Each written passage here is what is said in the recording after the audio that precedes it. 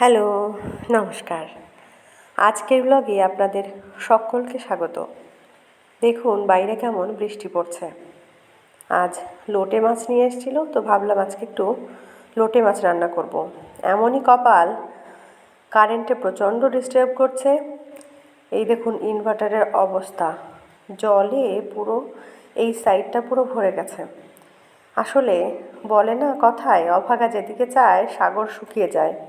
আমার অবস্থাও তাই হয়েছে। মেয়েটার পরীক্ষা, সকালবেলায় এত ব্যস্ততার মধ্যে মিক্সিটাও খারাপ হয়ে গেছে, মশলাটা আর করতে পারিনি।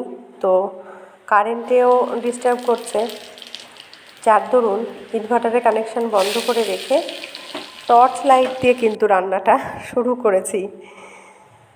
ফোড়নে দিলাম জিরে, শুকনো লঙ্কা, তারপরে দিয়ে দিলাম কুচনো পেঁয়াজ।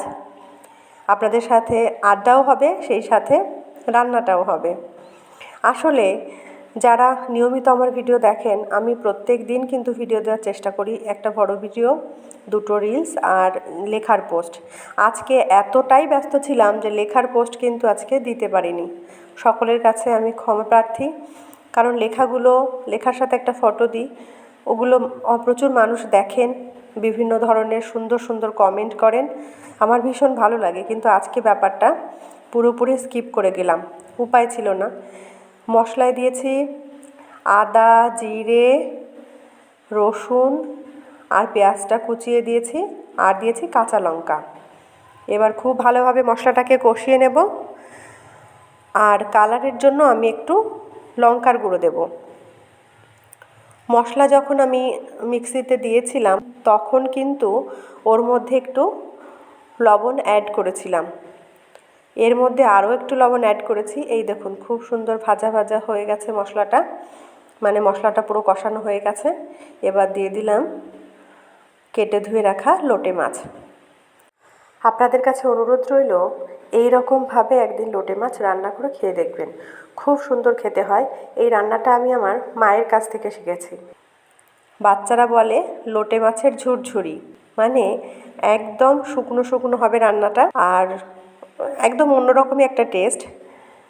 দিয়ে দিলাম লবণ, এবার দিয়ে দেব হলুদ।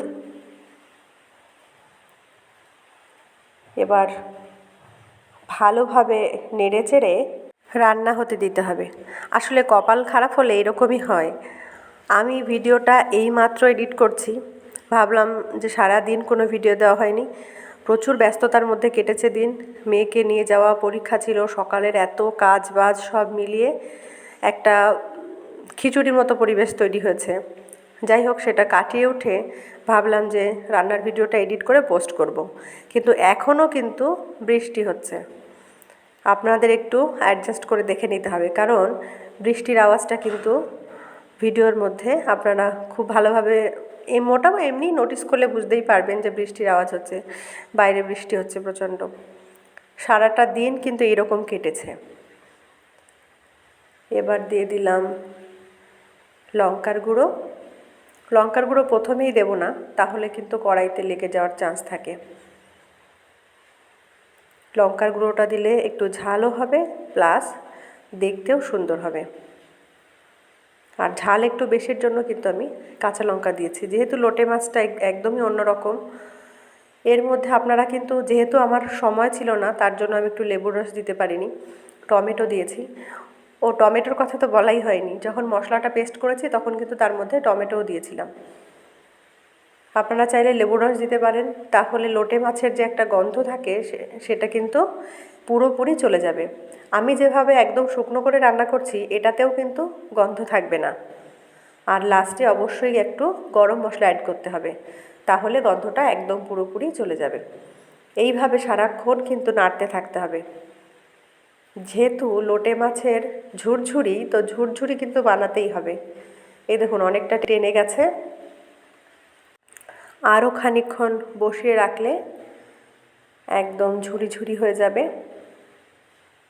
একটু ভিজে ভিজে মতো আছে, এটা আর একটু টানালেই কিন্তু ঝুরি ঝুরি হয়ে যাবে। এবার দিয়ে দিলাম গরম মশলা।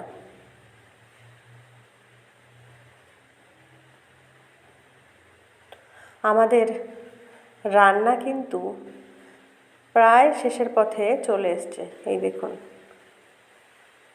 প্রায় হয়ে গেছে।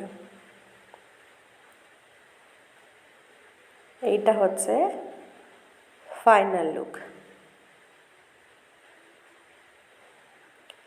এটা রান্না করতে করতে মাথায় কিন্তু আরেকটি বুদ্ধি এসছে, সেইটা নিয়ে পরের দিন আরও একটা রেসিপি নিয়ে আসবো। সবাই খুব ভালো থাকবেন, সুস্থ থাকবেন, আর সব সময় সাথে পাশে থাকবেন।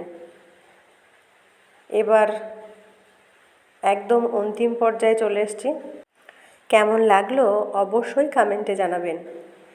আর কোন টাইপের কন্টেন্ট আপনারা বেশি পছন্দ করছেন সেটিও অবশ্যই জানাবেন। ভালো লাগলে লাইক, কমেন্ট, শেয়ার করবেন। দেখা হচ্ছে অন্য কোনো ব্লগে বা অন্য কোনো ভিডিওতে।